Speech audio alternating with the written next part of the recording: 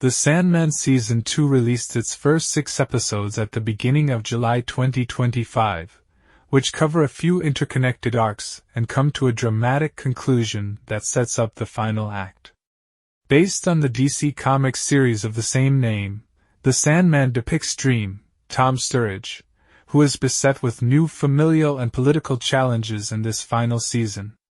First, the god of dreams decides to venture back into hell to rescue his former lover Nada, Yumilisa Gahiga, but ends up with a new problem when Lucifer, Gwendolyn Christie, decides to retire, and he is charged with picking hell's new ruler.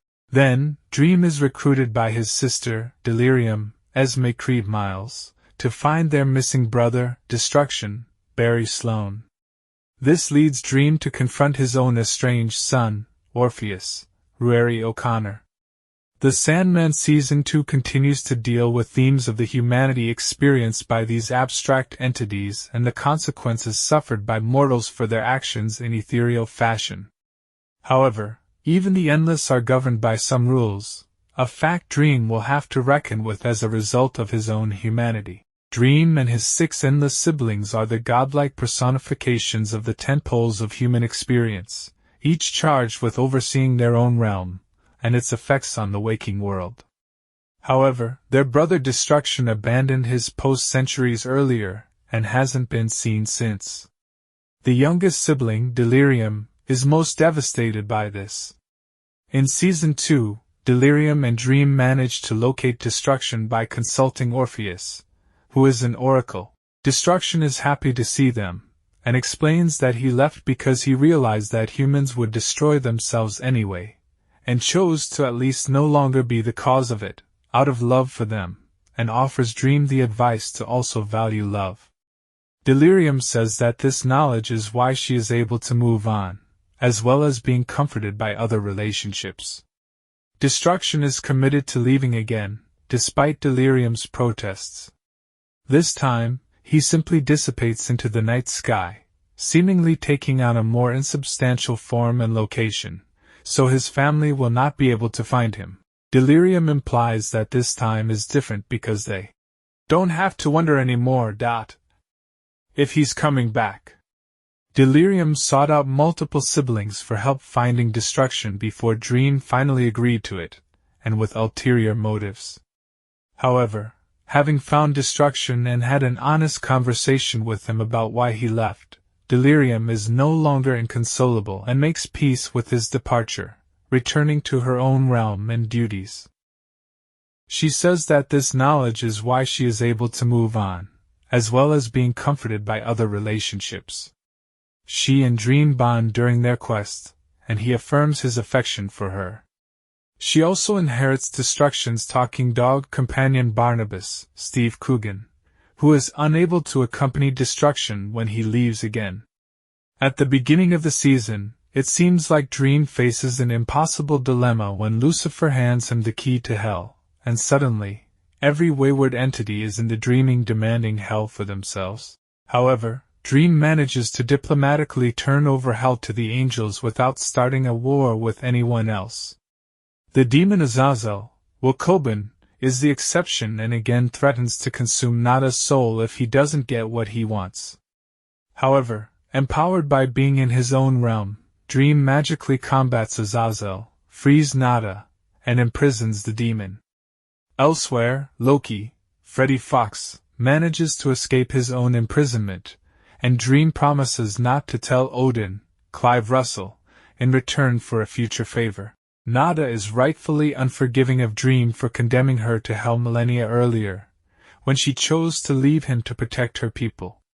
She leaves the dreaming to see the modern waking world for herself and makes it clear she has no intention of reconciling with Dream, though he asserts that he still loves her. Dream goes on the quest with Delirium as an excuse to be in the mortal world, where he might see Nada. However, the collateral damage of this mission is devastating, including the siblings' guide Wanda, India Moore. As Dream continues to ponder his relationship with humanity, seeing Nada again becomes a more distant idea when it will hurt her and others. When he and Delirium agree that reaching out to Destruction's contacts in the mortal realm is no longer an option because it is getting people killed, their only other way forward is to consult an oracle. And, as they need to speak with an oracle who can see the future of the Endless specifically, they go to Dream's son, Orpheus. Following the Sandman's version of the myth of Orpheus and Eurydice, Ella Rumpf, Orpheus was beheaded but unable to die due to the immortality given to him by his Aunt Death, Kirby Howell-Baptiste, in order to come and go from the underworld. Orpheus has long wished to die and be reunited with Eurydice, but Dream always denied him this. He was ready to reconcile with his son and give him the peace he craved, regardless. Orpheus evidently asks that Dream kill him in exchange for Destruction's location. However, afterward, Dream admits that he didn't really expect Destruction to come back with them, meaning he was ready to reconcile with his son and give him the peace he craved, regardless. He also tells Destruction that he went to see Orpheus. Not just because of him. How Dream is able to kill Morpheus isn't entirely explained, as Morpheus was able to survive as a disembodied head. Presumably, Dream's power as another one of the Endless was enough to counteract Death's boon of immortality, and he still had to destroy Morpheus enough physically to the point he couldn't possibly heal, resulting in a bloody end. Yet, in killing Orpheus, Dream breaks the most sacred rule of the Endless. They will not spill family blood. The final scene of the Sandman Season 2, Volume 1, is of the Fates, or the Kindly Ones, Dinidigo Hill, Nina Wadia, and Swad Ferris, discussing what Dream has just done and the consequences, again reading a prophecy about a king who will forsake his kingdom. Two of the women are working on a scarf, and seem to protest going after Dream, as Orpheus did ask his father to end his life.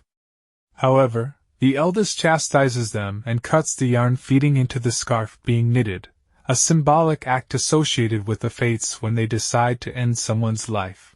In the comics, this kicks off a war between Dream and the Three, and he must decide what to do to protect the dreaming.